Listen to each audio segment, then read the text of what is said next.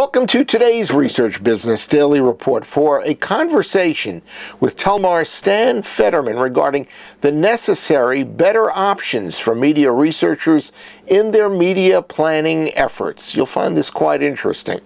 RBDR is sponsored today and will be all this week by Nuance, offering multi-language verbatim coding services that help clients quantify the meaning of open-ended answers.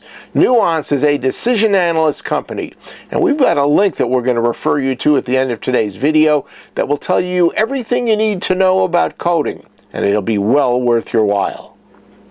Media researchers find themselves with several new media planning options, notably big choices from Nielsen and comScore through the use of their own data.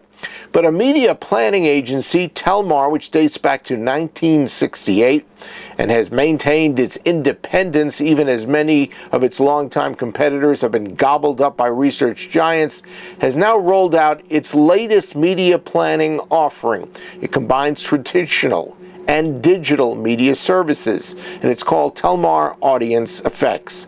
We decided to get the scoop from Chairman and CEO Stan Federman about the state of media data and how it can best be tapped.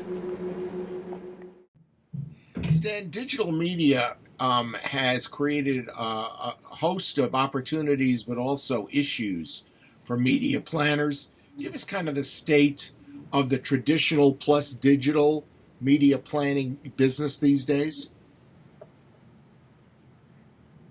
Well, it's been around for a number of years now, but there's still a great deal of confusion and misunderstanding because we're still talking different languages. And I think, everybody's trying to bring everything together, and we've made some progress. And in fact, what we've been working on very hard was to try to systematize these two worlds talking to each other, because one of the biggest difficulties clients have had is integrating their digital operation with their traditional. And it's still a confusion, but it's getting a little better.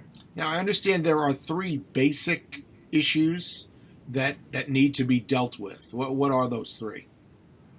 Well, the first one is that the whole nature of targeting has to be expanded.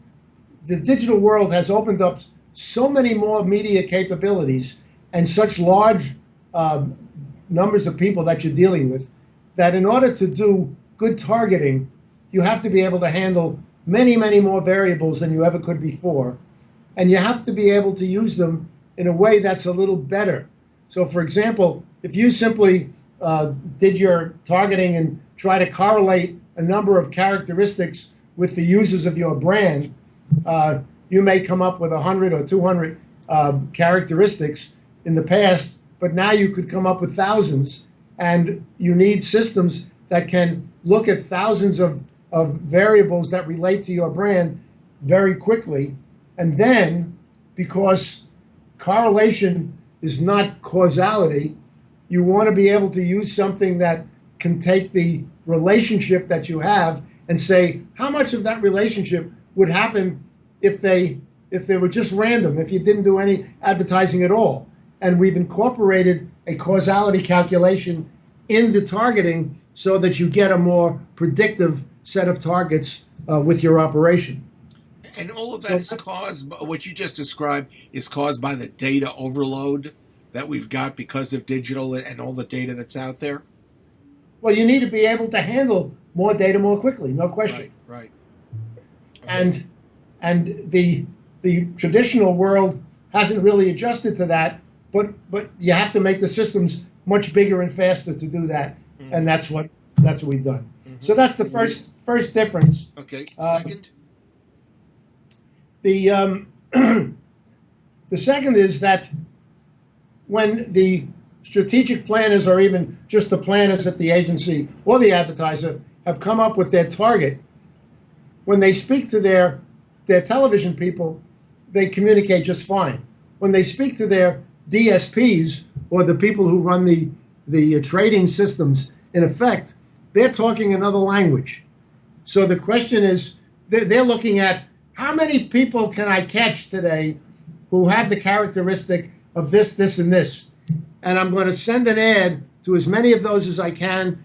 And if they like the ad, I'm going to get a nice ROI, but they don't really know how many people they should be going after. So unless they can take some of the traditional techniques to be able to define the targets that they should be going after in scope, size, scale, scope, and then say, okay, there are 20 million of them out there. I'm going to go after 10 million and then go after what they can go after, and they may find that they only got 1 million. But right now, they just run, it's like the fire ready aim. They go out there and they grab the ones, they grab as many as they can, and it works. It's not that it doesn't work, but the question is, can they do better if they can take what they are capturing and put it in the perspective of what's available to capture? Mm-hmm. Mm-hmm. Okay. And the third? And the third is that for years, everybody's wanted to combine, radio planning with television planning, with newspaper planning, with digital planning, and we've done that. All the people who have systems do that, but they all do it within the context of the medium. So you buy television, it's GRPs. You buy magazines, it's pages. You buy radio, it's spots.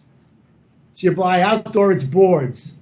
What we've done is taken a relatively new technique that a lot of researchers have gone to, which is time spent with a medium as a measure. And a lot of companies are collecting time spent as a good measure of coverage of that a medium has of various people. And we've combined that with gross rating points, which is the common denominator that everybody really now wants to use across all media. You want to say, I want to buy 100 rating points in magazines, or I want to buy 100 rating points in radio, or I want to buy 100 rating points in outdoor, and you want to be able to do this all in one system. So our number 3 is we've combined time spent measures that a lot of people are now collecting with a GRP-based reach and frequency system. And that's unique and it's new, but we suggest everybody do it. There's a lot of data coming out, but a lot of the data that's coming out, people don't know how to use it yet. And we've given a good way to use it. Now you call your new system audience effects, correct? Telmar audience effects, yes. Okay. And you're really competing with the big data providers, the Nielsens and the comScores, much more than other independents or companies that are doing similar things to you. Well, most of the companies that did things similar to us have been eaten up by the big research companies. And, all these big research companies are the fuel of our industry. So, we're like, as Sorrell calls Google, a frenemy. We love Nielsen, and we love comScore, and we love MRI, and we love Simmons, and we love Experian, and we love Reality Mine, and we love all the data suppliers, and many of them have their own systems. And we encourage them to integrate all the data that they have and make it available. Many of them make their data freely available. Some say, I want you to use our system. Because if you use their system, it's very hard for you to ever use somebody else's data.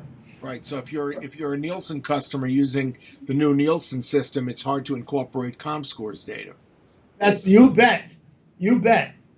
You bet. And yet, if you're a comScore or a Nielsen customer, you can easily use both in the Telmar audience effects system. Absolutely. You just have to negotiate with the data supplier that you're paying for the data for your custom use, and you want to customly use, the Telmar software to do it. Okay. We'd like to thank Stan, who you can reach, if you'd like, by emailing Stanley Federman at telmar.com. That's your Research Business Daily Report. We've been sponsored today and will be all this week by Nuance, offering multi-language verbatim coding services that help clients quantify the meaning of open-ended answers. Nuance is a decision analyst company. And we're going to ask you right now, what do you think you know, or what do you actually know, about coding for market research? Maybe a little bit, maybe a lot, and just maybe nothing at all. Well, regardless of your information capability in the area, 30-year market research veteran Lisa Hazen and her team of quality-driven coders at Nuance are around and available to help lead you through the maze of coding considerations. And Lisa has posted a think piece about choosing a coding partner. She and Nuance have helped any number of researchers since Nuance opened its doors at Decision Analyst not that long ago. So we're linking to her article. You'll find it in the email that we send out to subscribers, but of course it's also in the description box underneath today's RBDR. We hope you have a great research day, and we'll see you right back here tomorrow.